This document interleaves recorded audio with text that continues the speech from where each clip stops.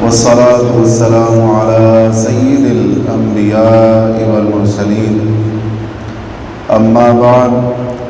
فأعوذ بالله من الشيطان الرجيم بسم الله الرحمن الرحيم أفحكم الجاهلية يبغون ومن أحسن من الله حكما لقوم يؤمنون۔ گرامی قدر حضرات، اسلام کا نور پھیلنے سے پہلے ہر طرف جہالت کے اندھیرے تھے، لوگوں کے عقائد بھی جاہلانہ تھے اور رسم و رواج میں بھی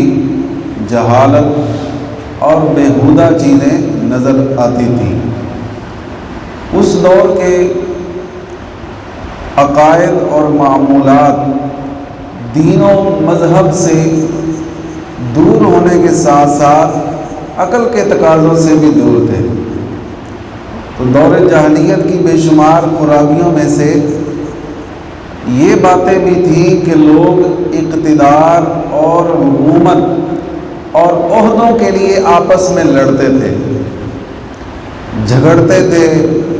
اور مرنے کی حد تک جاتے تھے۔ حق کی حمایت کرنے کے بجائے بے جا اپنوں کا ساتھ دیا کرتے تھے، اور یہ عمل ان کی نظر میں بڑا قابل تعریف تھا، اور لوگوں کو اشتعال دلا کر اپنا انتقام نکالنا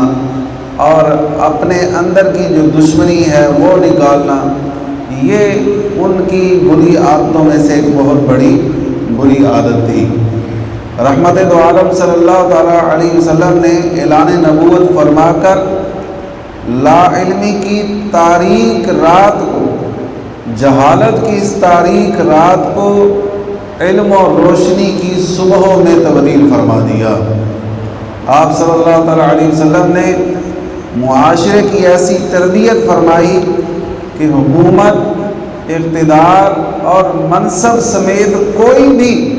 دنیاوی چیز ان کی نظر میں قابل لالچ اور اہمیت نہ رہی۔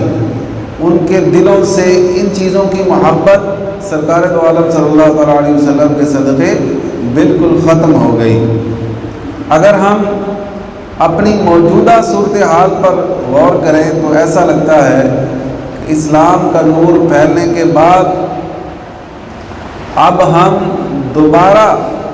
ان زمانہ جاہلیت کی حرکات کی طرف چلے گئے، اور لوگ جو ہیں کرسی اقتدار کی خاطر لڑائیاں کر رہے ہیں، اپنے خاندان کی، اپنی پارٹی کی بے جا ناحق حمایت کر رہے ہیں، اور اشتعال و انتقام میں عدل و انصاف کے تقاضے بھول چکے ہیں۔ تو دور جاہلیت کی حرکات جو ہیں دیکھا جائے تو آج بھی عروج پر ہے۔ وجہ اس کی کیا ہے کہ لوگ دین اسلام کی تعلیمات سے بہت زیادہ دور چلے گئے ہیں۔ لوگوں کو اور تو کیا پتہ ہوگا، لوگوں کو پاکی ناپاکی کا نہیں پتہ، لوگوں کو کلمہ طیبہ نہیں صحیح پڑھنا آتا، قرآن پاک صحیح تلفظ کے ساتھ پڑھنا نہیں آتا، کسی کو نماز کا، قرآن کا ترجمے کا ہی نہیں پتہ، اور اسلام کے جو بنیادی مسائل ہیں لوگ ان سے لا علم ہیں۔ تو دین اسلام سے دوری کی وجہ سے وہ زمانہ جاہلیت کی حرکات جو تھیں اس کے اثرات آج پھر جو ہے وہ نمودار ہو چکے ہیں۔ حالانکہ اسلامی احکام سے منہ پھیرنے والوں کو ڈانٹ کے انداز میں اللہ تبارک و تعالیٰ نے فرمایا افحکم الجاہلیت یبغون، کیا وہ جاہلیت کا حکم چاہتے ہیں؟ ومن احسن من اللہ حکما لقوم یؤمنون، اور یقین والوں کے لیے اللہ سے بہتر کس کا حکم ہو سکتا ہے؟ تو مطلب کیا ہے کہ اگر تم اسلامی احکام سے منہ پھیرتے ہو،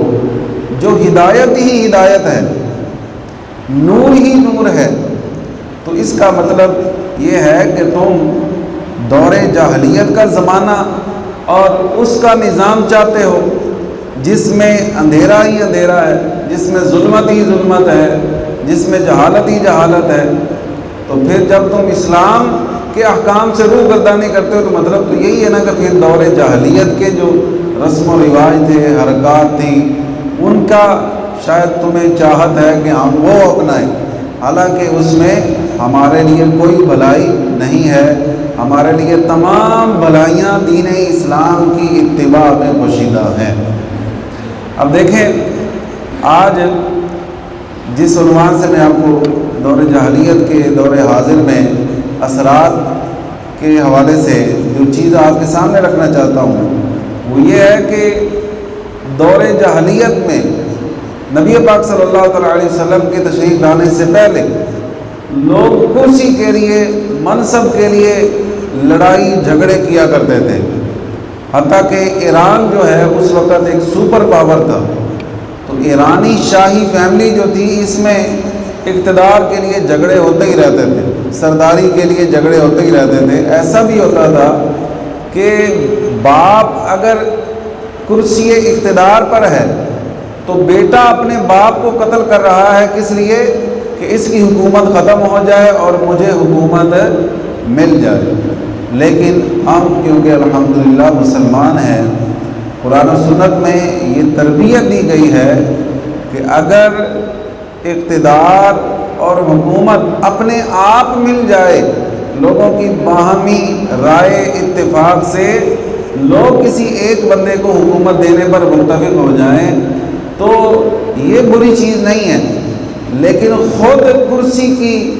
اور عہدے کی، منصب کی لالچ کرنا اور اس کے لیے تگ و دو کرنا، اور بندہ اس کا دیکھے ہی نہ کہ میں اس کا اہل ہوں یا اہل نہیں ہوں، یہ اسلام میں ایک معیوب چیز ہے، بری چیز ہے۔ حدیث پاک میں حضرت سیدنا ابو ہریرہ رضی اللہ تعالیٰ عنہ سے مروی حدیث پاک ہے، یہ الفاظ ہیں: وَتَجِدُونَ مِنْ خَيْرِ النَّاسِ أَشَدَّهُمْ كَرَاهِيَةً لِهَذَا الْأَمْرِ حَتَّى يَقَعَ فِيهِ۔ فرمایا وہ شخص بہترین افراد میں سے ہے جو حکومت سے سخت نفرت کرتا ہو، حتیٰ کہ اس میں مبتلا ہو جائے۔ حکومت سے سخت نفرت کرتا ہو مطلب کیا ہے؟ کہ وہ خود اقتدار کی کرسی پر بیٹھنے سے نفرت کرتا ہو، حتیٰ کہ اس میں واقع ہو جائے، یعنی خود بخود اس کو بٹھا دیا جائے، اس کے سر پر ذمہ داری ڈال دی جائے۔ فرمایا ایسا شخص بہترین ہے۔ لیکن جو حکومت کی آرزو کرے کہ مجھے جناب MNA MPA یا کوئی بھی جناب سیٹ مل جائے اور اس کے لیے وہ بھاگ دوڑ کرے، اس کے لیے کریم آقا صلی اللہ تعالیٰ علیہ وسلم کا فرمان سنیے۔ فرمایا لا تسأل الامارہ، فرمایا دنیاوی مفادات کے لیے حکومت کا مطالبہ نہ کرو، فإنک ان اعطیتها عن مسألة وکلت الیہا، فرمایا اگر تمہارے مانگنے پر تمہیں حکومت دی جائے گی، تمہارے سپرد کی جائے گی، تو تم حکومت کے سپرد ہو جاؤ گے، یعنی اللہ کی طرف سے تمہاری کوئی مدد نہیں کی جائے گی۔ وَإِنْ أُعْطِيتَهَا عَنْ غَيْرِ مَسْأَلَةٍ أُعِنْتَ عَلَيْهَا، اور اگر بغیر مانگے تمہیں حکومت مل جائے گی تو پھر اللہ کی طرف سے تمہاری غیبی مدد کی جائے گی۔ اب اس کے سلسلے میں آپ دیکھیں، اس بات کو سمجھنے کے لیے سیدنا صدیق اکبر رضی اللہ تعالیٰ عنہ آپ نے اپنی کئی خطبوں میں اس بات کا اظہار فرمایا کہ مجھے ہرگز حکمرانی کی خواہش نہیں، یعنی مجھے خلیفہ بننے کا شوق نہیں ہے، اور کئی خطبوں میں آپ نے اس کا اظہار کیا۔ فرمایا واللہ ما کنت حریصا علی الامارۃ یوما ولا لیلۃ قط، فرمایا اے لوگو خدا کی قسم مجھے زندگی بھر کسی دن یا کسی رات کے ایک لمحے میں بھی حکومت کی خواہش پیدا نہیں ہوئی، اور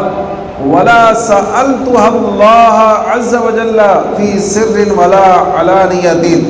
اور میں نے اعلانیہ یا خفیہ طور پر اللہ سے بھی کبھی سوال نہیں کیا، کبھی یہ دعا نہیں مانگی کہ یا اللہ تم مجھے خلافت عطا فرما دے، مجھے حکمرانی عطا فرما دے۔ اور آپ فرماتے وما لی فی الامارۃ من راحۃ